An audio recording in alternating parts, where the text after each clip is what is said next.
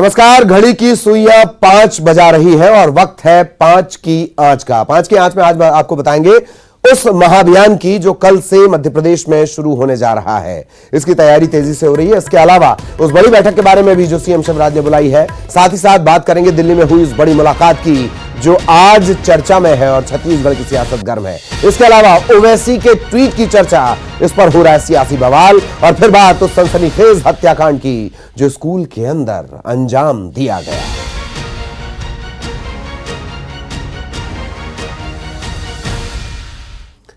सबसे पहले बात वैक्सीनेशन महाअभियान की। 25 और 26 अगस्त को कोरोना वैक्सीनेशन महाअभियान को लेकर सीएम शिवराज सिंह चौहान लगातार एक्शन में हैं। सीएम ने आज क्राइसिस मैनेजमेंट ग्रुप से बातचीत की। सीएम ने कहा कि कोरोना के खिलाफ वैक्सीन सबसे बड़ा हथियार है। टीकाकरण का पहला अभियान सफल रहा। वैक्सीनेशन को लेकर सोशल मीडिया पर अभियान चलाया जाए। सितंबर के आखिरी दिन तक लोगों को 100% फर्स्ट डोज लग जाए। पहले और दूसरे डोज न लेने वालों की लिस्ट कलेक्टर के पास होनी चाहिए। सीएम शिवराज ने अपने संबोधन में ये तमाम बड़ी बातें कही।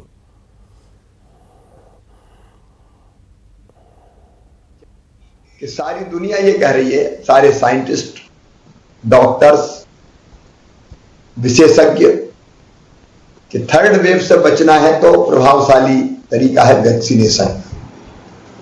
कोविड एप्रोप्रिएट व्यवहार, मास्क, दूरी, वो एक तरीका है ही, वो हमको करते रहता है। लेकिन दुनिया भर ये मानती है कि वैक्सीनेशन, टीकाकरण सबसे प्रभावी उपाय है तीसरी लहर को रोकने का। हम हर संभव प्रयास कर रहे हैं और इसलिए हमने वैक्सीनेशन अभियान का पहला चरण, जो आप सबके सहयोग से बहुत सफल हुआ था, देश में सबसे बड़ी सफलता प्राप्त की थी तो मध्य प्रदेश ने प्राप्त की थी। एक दिन में देश भर में जितने लगे 20% से ज्यादा हमने लगा दिए थे। वो आपकी सक्रियता का परिणाम था। तो मध्य प्रदेश में वैक्सीनेशन का महाअभियान एक बार फिर, इससे पहले लगातार मध्य प्रदेश अव्वल रहा है। किस तरह की तैयारियां हैं, जमीन पर क्या कुछ है। सहयोगी मनोज भोपाल से हमारे साथ जुड़े हुए हैं, प्रतीक जबलपुर से हमारे साथ जुड़े हुए हैं। दोनों के पास आपको लिए चलेंगे और चर्चा करेंगे किस तरीके से कल मध्य प्रदेश में वैक्सीनेशन महाअभियान, बाकायदा कह दिया गया है कि सोशल मीडिया पर भी आप कैंपेन चलाएं, घर घर जाकर लोगों को जागरूक करें, मतलब कहीं कोई कमी छोड़ने की गुंजाइश ना हो। यही सबसे बड़ी बात है कि कह दिया गया कि कलेक्टर के पास लिस्ट होनी चाहिए कि किसने फर्स्ट डोज नहीं लगवाया है। और आपको नजर आ रहे होंगे मनोज। मनोज, पहले मैं आपके पास आना चाह रहा हूं, दोनों से एक ही सवाल।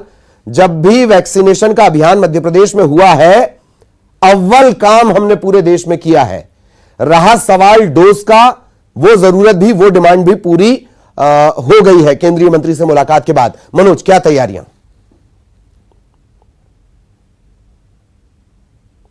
मध्य प्रदेश में जिस तरीके से पहले जो महाअभियान छेड़ा गया था उसमें करीब 17 लाख के टारगेट को पार किया गया था और देश में मध्य प्रदेश नंबर बना था। हालांकि अब ये दूसरा जो महाअभियान कल से शुरू हो रहा है, इसको लेके तमाम टारगेट फिक्स कर दिए गए और करीब 35 लाख से ज़्यादा वैक्सीनेशन करने का टारगेट रखा गया है। हर जिले को अलग अलग टारगेट दिया गया है और सबसे ज़्यादा इंदौर और भोपाल पर फोकस किया गया है और भोपाल में करीब 3.5 लाख से ज़्यादा वैक्सीनेशन करने का लक्ष्य जो है वो रखा गया और इसी कारण जो है वो लगातार प्रशासन की तरफ से लगातार प्रचार भी किया जा रहा है और यहाँ पे जो जनप्रतिनिधि हैं वो भी लगातार जनता के बीच में जाकर लोगों को जागरूक करने का काम कर रहे हैं। क्योंकि अभी तक ललित ये देखा गया है कि जो सेकेंड डोज वाले जो व्यक्ति हैं वो उदासीनता दिखा रहे हैं सेकेंड डोज लगाने में और उनकी संख्या सबसे ज़्यादा है। यही कारण है कि कल जो है दोनों डोज लगाए जाएंगे, पहले डोज भी लगाया जाएगा और दूसरा भी लगाया जाएगा। लेकिन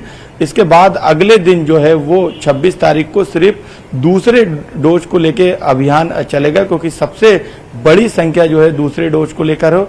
इसको लेके तमाम जो बैठक थी राजधानी भोपाल की बात करें तो तमाम जो सेंटर अभी तक बनाए गए थे उनकी संख्या को बढ़ाने का काम प्रशासन ने किया है। इसके अलावा तमाम जो सामाजिक और दूसरे संगठन हैं उनकी मदद से भी लगातार वैक्सीनेशन सेंटर कल बनाए जाएंगे, वहां पर भी वैक्सीनेशन किया जाएगा। साथ में जो भी दूसरे पॉइंट हैं, खास तौर से औद्योगिक क्षेत्र के, वहां पर भी वैक्सीनेशन के पॉइंट बनाए गए हैं, सेंटर बनाए गए हैं, वहां पर भी वैक्सीनेशन होगा। तो प्रशासन की तरफ से भोपाल के लिहाज से तमाम तैयारियां कर ली गई हैं और जो लोग सेकेंड डोज को लेकर हैं उनसे भी लगातार प्रशासन संपर्क ललित कर रहा है। बिल्कुल बिल्कुल, प्रतीक के पास चलेंगे। प्रतीक, सवाल वही, इससे पहले अव्वल काम किया है, फिर से अव्वल काम करने की बारी है। यह तक बोल दिया गया है कि कलेक्टर के पास लिस्ट होनी चाहिए किस किस ने इंजेक्शन नहीं लगवाया। प्रतीक,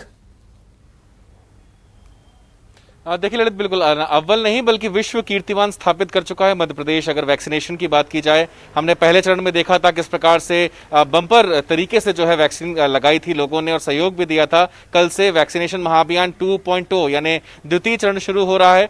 जलपुर संभाग के अगर 8 जिलों की बात कर लें तो करीब 4,59,000 डोज लगाने का टारगेट सिर्फ 8 जिलों में है। जबलपुर में बात की जाए तो 90,000 डोज लगाए जाने हैं और 368 वैक्सीनेशन केंद्र जो है वो स्थापित किए गए हैं। कल चूंकि 25 यानी पहला दिन रहेगा तो फर्स्ट या सेकंड डोज दोनों को ही प्राथमिकता दी जाएगी, लेकिन 26 तारीख को ज्यादा प्राथमिकता जो है वो द्वितीय यानी सेकंड डोज को दी जानी है। चूंकि 4 करोड़ लोग जो है वो पहला डोज लगवा चुके हैं, फर्स्ट शॉट उनका हो चुका है, लेकिन अब सेकंड डोज की बारी है। बहरहाल कोवैक्सीन जो लगवा चुके हैं उनको भी इंतजार है, लेकिन कल और परसों 2 दिन जो है कोविड शील्ड के नाम रहेगा। बड़ी संख्या में, बड़ी मात्रा में फिलहाल मध्य प्रदेश को ये वैक्सीन मिल चुकी है और आम लोगों से यही अपील बार बार की जा रही है कि वो जल्द आकर वैक्सीन लगवाएं। इस बार एक खास बात यह भी है कि पुरस्कार भी रखा गया है, नगद इनाम भी रखा गया है। जहां टारगेट पहले अचीव किया जाएगा, ज्यादा अचीव किया जाएगा, उन्हें सरकार पुरस्कृत करेगी और जो वॉलंटियर्स अधिक से अधिक लोगों को लेकर के आएंगे उन्हें भी सम्मानित यहां पर किया जाना है। जी जी ललित, तो बहुत अच्छी बात, टीका लगाओ, इनाम पाओ और एमपी को अव्वल बनाओ। बहुत बहुत शुक्रिया आप दोनों का इस तमाम जानकारी के लिए। किस तरीके की व्यवस्था है कोवैक्सीन को लेकर, हालांकि थोड़ा सा पेच फंस सकता है। अगला मसला है ओबीसी आरक्षण। इस मुद्दे पर मध्य प्रदेश सरकार की ओर से अब तक उठाए गए कदमों के बारे में जानकारी देने के लिए सीएम ने आज एक बैठक बुलाई है। प्रदेश भर के 2 दर्जन से ज्यादा ओबीसी संगठनों के प्रतिनिधि इसमें शामिल होंगे। शाम 7:30 बजे सीएम हाउस में यह अहम बैठक होनी है। इसके बारे में मंत्री भूपेंद्र सिंह ने कहा है कि सरकार ओबीसी को 27% आरक्षण देने पर गंभीर है।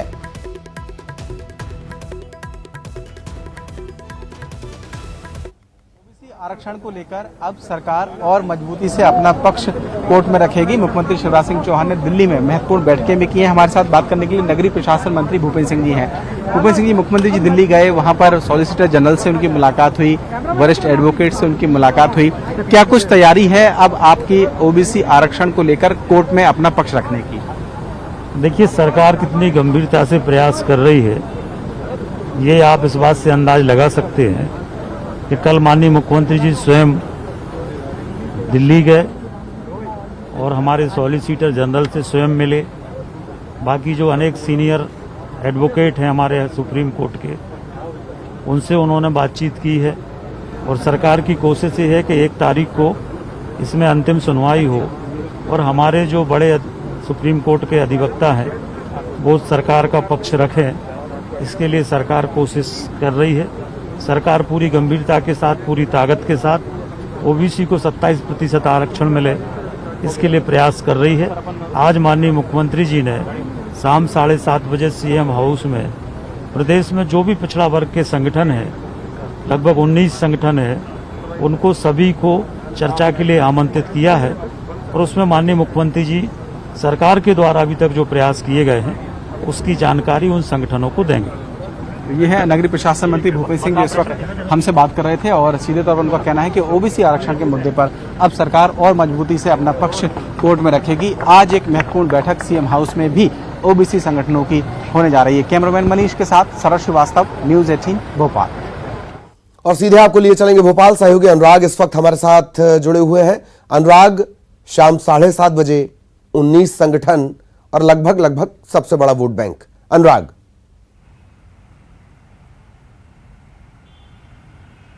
बिल्कुल ललित, देखिए 51% से ज़्यादा ओबीसी की आबादी मध्य प्रदेश में है और इसी लिहाज से सरकार और बीजेपी को खासतौर पर ओबीसी वोटों की चिंता हो रही है। जिस तरीके से सियासी ओबीसी आरक्षण को लेकर छिड़ी है, उसी को लेकर मुख्यमंत्री शिवराज सिंह चौहान ने ये भरोसा दिलाया था कि सरकार 27% ओबीसी को आरक्षण दिलाने के पक्ष में और कोर्ट में मजबूती के साथ पक्ष भी रखा जाएगा। मुख्यमंत्री ने कल दिल्ली में सॉलिसिटर जनरल के साथ मुलाकात की है, कई वकीलों के साथ मुलाकात की और 1 सितंबर को जब कोर्ट में सुनवाई होगी तो उसमें मजबूती के साथ प्रदेश सरकार का पक्ष रखा जाएगा और ये बताया जाएगा कि प्रदेश में कितनी आबादी पिछड़ा वर्ग की और उसके लिहाज से आरक्षण दिया जाना कितना उचित है। इन तमाम मुद्दों को मजबूती के साथ रखने की कोशिश होगी और उससे पहले अब मुख्यमंत्री उन तमाम ओबीसी वर्ग के संगठनों से सीधे रूबरू होने जा रहे हैं जो ओबीसी वर्ग में अपना खासा दबदबा रखते हैं। 19 संगठनों को आज बुलाया गया और उनको ये बताने की कोशिश होगी कि राज्य सरकार किस तरीके से ओबीसी आरक्षण की पक्षधर है और किस तरह से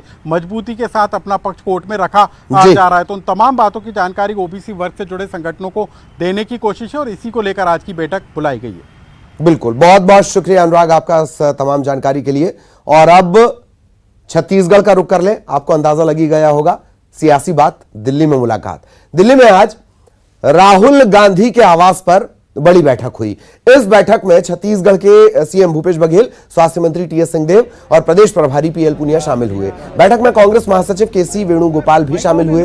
तकरीबन 3.5 घंटे बैठक चली है विकास पर। 3.5 घंटे बैठक चली है। बैठक के बाद पीएल पुनिया ने नेतृत्व परिवर्तन के सवाल पर कहा कि इस पर तो कोई चर्चा ही नहीं हुई। पुनिया का कहना था कि छत्तीसगढ़ के 5 संभाग के विकास पर चर्चा हुई, आने वाले चुनाव पर बैठक में चर्चा हुई है।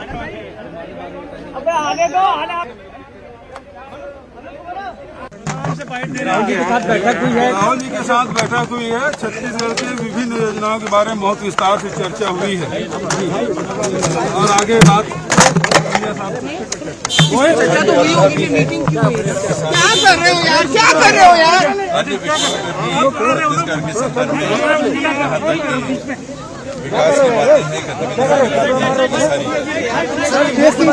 आप नाराज थे, आपकी नाराजगी बात चल रही, इसमें और कोई राजनीतिक सर 2.5 घंटे से ज्यादा मीटिंग हुई है, क्या रहा मीटिंग? देखिए, मीटिंग में आगे 2023 में चुनाव होने वाले हैं, उस राजनीतिक प्रवेश में क्या हमें आगे करना है, संभागवार चर्चा हुई, बस्तर में विस्तार से चर्चा हुई, सरगुजा में चर्चा हुई, फिर बिलासपुर, दुर्ग और रायपुर संभाग सबकी अलग अलग चर्चा हुई। बस इतनी हुई, उसके अलावा कोई चर्चा नहीं। सर, जो कयास लगाए जा रहे थे राजनीतिक रूप से कि नेतृत्व परिवर्तन हो, वो मीडिया के माध्यम से कयास लगाया जाता रहा है, वो मीडिया जाने, बाकी कोई चर्चा इसके बारे में। तो मुख्यमंत्री भूपेश बघेल हैं, इसके बारे में कोई चर्चा नहीं है। वो मुख्यमंत्री भूपेश बघेल जी हैं, बिल्कुल है। ठीक है। तो पीएल पुनिया साहब कह रहे हैं कि मुख्यमंत्री बदलने, नेतृत्व बदलने के लिए कोई चर्चा नहीं हुई, सिर्फ आगामी चुनाव जीतने को लेकर रणनीतिक फैसले किए गए, उस पर चर्चा की गई। कैमरामैन प्रहलाद के साथ नई दिल्ली से अशरफ काजमी, न्यूज़ 18। और सहयोगी अशरफ इस वक्त हमारे साथ जुड़े हुए हैं, सीधे दिल्ली लिए चलते हैं। अशरफ ने बड़े अंदाज से पूछा कि चर्चा नेतृत्व परिवर्तन पर हुई, उससे पहले ही जवाब आया कि नहीं नहीं, बात तो विकास पर हो रही थी। अशरफ, सवाल मेरा ये कि बड़े अजीब संयोग है कि 3.5 घंटे विकास पर चर्चा होती रही, विवाद पर कोई चर्चा नहीं हुई, और संयोग ये कि तकरीबन 2.5 साल होने आया। किंवदंतियां ये चल रही हैं कि 2.5 साल का कोई फॉर्मूला था। इन सबके बीच संभागवार विकास पर चर्चा हुई। हालांकि बीजेपी में कुछ लोगों के दिल टूट गए होंगे। अशरफ, क्या अपडेट रहा इस बैठक का?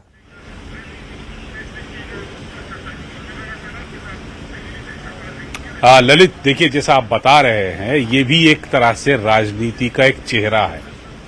जो कुछ दिखाया जाता है वैसा होता नहीं, और जो होता है वो सामने आता नहीं इतनी जल्दी से। लेकिन बहुत चीजें साफ है, जैसा आप कह रहे हैं कि राजनीतिक रूप से 3 या 3.5 घंटे बैठक सिर्फ एक मुद्दे पर, विकास पे हो, तो वो बहुत अजीब सा है, किसी को भी राजनीतिक रूप से हजम नहीं होगा। हाँ, मुद्दा यह है कि आप आके कुछ भी कह दीजिए, हमें उनकी बात को मानना है। लेकिन साफ ये है कि जो विवाद था, जो मुद्दे थे, उनको सुलझाने का हल किया गया है। राहुल गांधी के साथ मुख्यमंत्री बैठते हैं, टीएस सिंहदेव बैठते हैं, प्रभारी बैठते हैं, तो कोई ऐसे ही नहीं बैठते सिर्फ विकास के। वो भी 2023 का आपका भी चुनाव है, उसके बारे में आज आप चर्चा करें, ये हजम नहीं उतरती, गले से बात नहीं उतरती।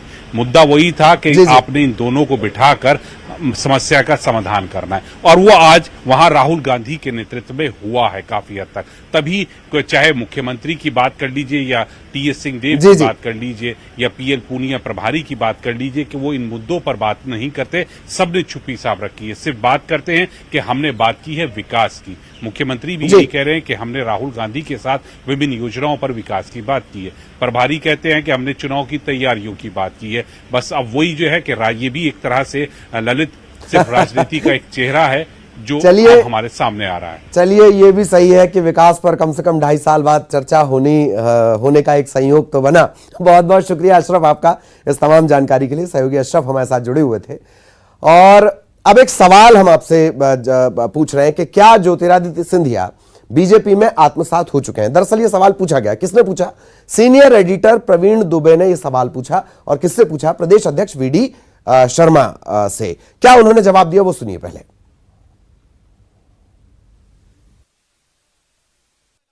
ये आकलन कांग्रेस भी कर रही थी कि वो ठीक से आत्मसात आपके साथ पता नहीं हो पाएंगे, नहीं हो पाएंगे। उनको लगा भाई तेल और पानी की तरह अलग अलग दिखेंगे इस पास। आपने दूध और पानी की तरह मिला लिया। उनकी सब यात्राएं जो हो रही हैं वो उसमें सब भारी भीड़ बीजेपी की तरफ से कॉल हो रहा है। उनके तमाम लोगों को आपने अपनी कमेटी में भी एकमोडेट कर लिया, तो अब आत्मसात हो गए सिंधिया जी ठीक से? देखिए, सिंधिया जी मध्य प्रदेश के अंदर ही नहीं, देश के अंदर उनका एक स्थान है। आप सिंधिया जी का इतिहास देखिए। सिंधिया जी ने राम मंदिर के मुद्दे का समर्थन किया कि राम मंदिर बनना चाहिए। सिंधिया जी ने धारा 370 का समर्थन किया, वो कांग्रेस में थे। सिंधिया जी ने सीए कानून के बारे में स्पष्ट कहा कि सीए कानून देश के अंदर बनना चाहिए। अरे तो कांग्रेस को तभी समझ लेना था कि ये कौन से बीज है, ये कौन सा विचार है। कांग्रेस तो इन सबके खिलाफ खड़ी थी, लेकिन सिंधिया जी इन बातों का समर्थन कर रहे थे। यानी राजमाता सिंधिया जी का पोता, ये बीज उनके अंदर आज से नहीं, उस परिवार के अंदर तो बहुत पहले से थे। आज ज्योतिरादित्य सिंधिया जी कार्यकर्ता के भाव के साथ भारतीय जनता पार्टी में हैं और इस बात का आपने देखा ही। और भारतीय जनता पार्टी ने आत्मसात ही नहीं किया, हम समरस मिलकर के टीम स्पिरिट के साथ काम कर रहे हैं। तो मध्य प्रदेश बीजेपी के अध्यक्ष वीडी शर्मा के साथ ये पूरी बातचीत, ये इंटरव्यू आज शाम जरूर देखिए 6:26 पर। ब्रेक ले रहे हैं।